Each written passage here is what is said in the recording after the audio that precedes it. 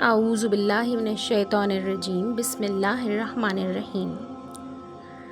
حضرت عیسیٰ علیہ السلام کو آسمان پر کیوں اٹھایا گیا؟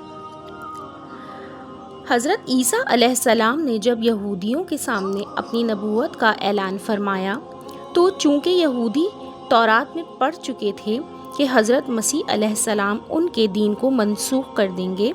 اس لیے یہودی آپ کے دشمن ہو گئے۔ یہاں تک کہ جب حضرت عیسیٰ علیہ السلام نے یہ محسوس فرما لیا کہ یہودی اپنے کفر پر اڑے رہیں گے اور وہ مجھے قتل کر دیں گے، تو ایک دن آپ نے لوگوں کو مخاطب کر کے فرمایا کہ یعنی کون میرے مددگار ہوتے ہیں اللہ کے دین کی طرف؟ تو صرف 12 یا 19 حواریوں نے کہا، یعنی ہم خدا کے دین کے مددگار ہیں، ہم اللہ پر ایمان لائے اور آپ گواہ ہو جائیں کہ ہم مسلمان ہیں۔ باقی تمام یہودی اپنے کفر پر جمے رہے، یہاں تک کہ جوش عداوت میں ان یہودیوں نے آپ کے قتل کا منصوبہ بنا لیا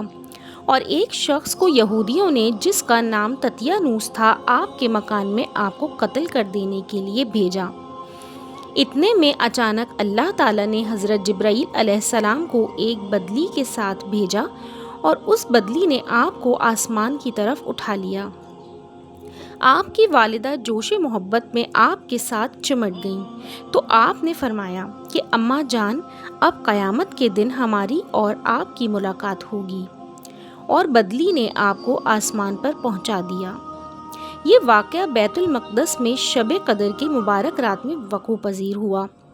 اس وقت آپ کی عمر شریف بقول علامہ جلال الدین سیوطی علیہ الرحمہ کے 33 برس کی تھی، اور بقول علامہ زرقانی شارح مواہب اس وقت آپ کی عمر شریف 120 برس کی تھی،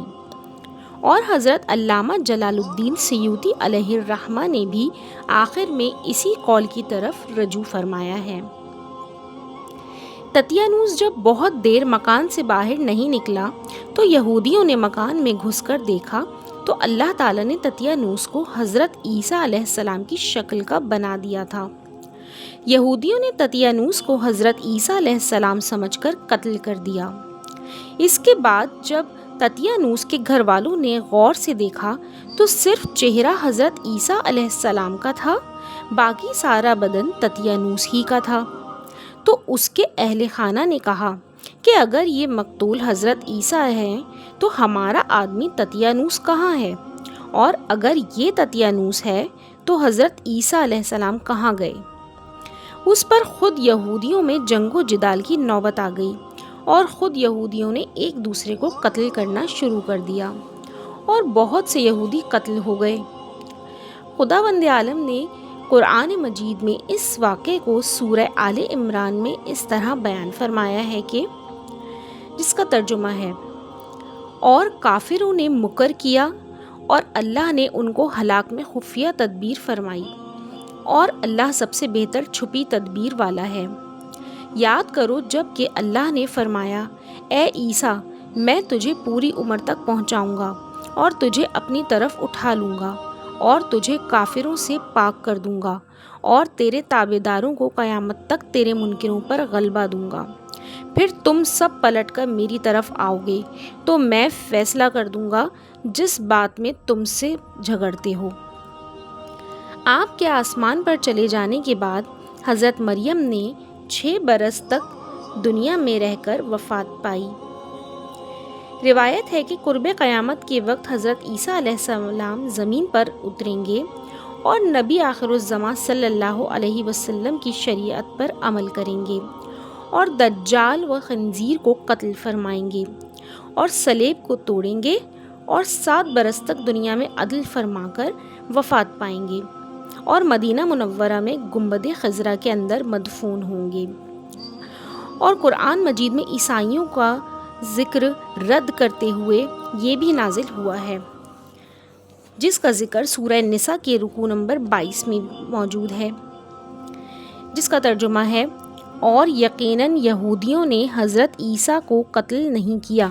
بلکہ اللہ نے انہیں اپنی طرف اٹھا لیا اور اللہ غالب حکمت والا ہے۔ اور اس سے اوپر والی آیت میں ہے جس کا ترجمہ، اور یہودیوں نے نہ حضرت عیسیٰ کو قتل کیا نہ ان کو سولی پر لٹکایا، بلکہ ان کے لیے ان کی شبیہ کا ایک بنا دیا گیا۔ خلاصہ کلام یہ ہے کہ حضرت عیسیٰ علیہ السلام یہودیوں کے ہاتھوں مقتول نہیں ہوئے اور اللہ نے آپ کو آسمانوں پر اٹھا لیا۔ جو یہ عقیدہ رکھے کہ حضرت عیسیٰ علیہ السلام قتل ہو گئے اور سولی پر چڑھائے گئے، جیسا کہ نصارہ کا عقیدہ ہے، تو وہ شخص کافر ہے، کیونکہ قرآن مجید میں صاف صاف مذکور ہے کہ حضرت عیسیٰ علیہ السلام نہ مقتول ہوئے اور نہ سولی پر لٹکائے گئے۔ ناظرین کرام، قرآن مجید اللہ تعالیٰ کی وہ جلیل القدر اور عظیم الشان کتاب ہے جس میں ایک طرف حلال و حرام کے احکام، عبرتوں اور نصیحتوں کے اقوال، انبیاء کرام اور گزشتہ امتوں کے واقعات و احوال، جنت و دوزخ کے حالات مذکور ہیں، تو دوسری طرف اس کے باطن کی گہرائیوں میں علوم و معارف کے خزانوں کے بے شمار ایسے سمندر موجیں مار رہے ہیں جو قیامت تک کبھی ختم نہیں ہو سکتے۔ چنانچہ رسول اکرم صلی اللہ علیہ وسلم نے قرآن کی اس عظیم الشان جامعیت کا بیان فرماتے ہوئے ارشاد فرمایا کہ قرآنی مضامین کا احاطہ کر کے کبھی علماء آسودہ نہیں ہوں گے، اور بار بار پڑھنے سے قرآن پرانا نہیں ہوگا، اور قرآن کے عجیب و غریب مضامین کبھی ختم نہیں ہوں گے۔ ناظرین کرام، جیسا کہ ہم سب جانتے ہیں کہ قرآن پاک کی حفاظت کا ذمہ اللہ پاک نے خود اٹھایا ہے، اور قرآن پاک جس طرح حضور پاک صلی اللہ علیہ وسلم پر نازل کیا گیا تھا، بالکل اسی طرح قیامت تک قائم رہے گا۔ لہٰذا ہم سب کے اوپر فرض ہے کہ ہم سب قرآن پاک کو اچھی طریقے سے سمجھیں، اس کے اوپر عمل کریں اور دوسروں تک بھی اس کا پیغام پہنچائیں۔ ناظرین کرام، آپ سب کو اگر آج کی ہماری یہ ویڈیو پسند آئی ہو تو چینل کو لائک، شیئر اور سبسکرائب ضرور کیجیے گا۔ آپ کی سپورٹ ہمارے لیے بہت اہمیت رکھتی ہے۔ ناظرین کرام، اسی کے ساتھ آج کی ویڈیو سے ہم آپ سے اجازت لیتے ہیں، ان دعاؤں کے ساتھ کہ اللہ پاک آپ سب کو اپنے حفظ و امان میں رکھے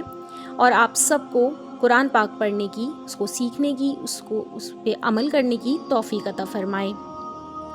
جزاک اللہ خیرہ۔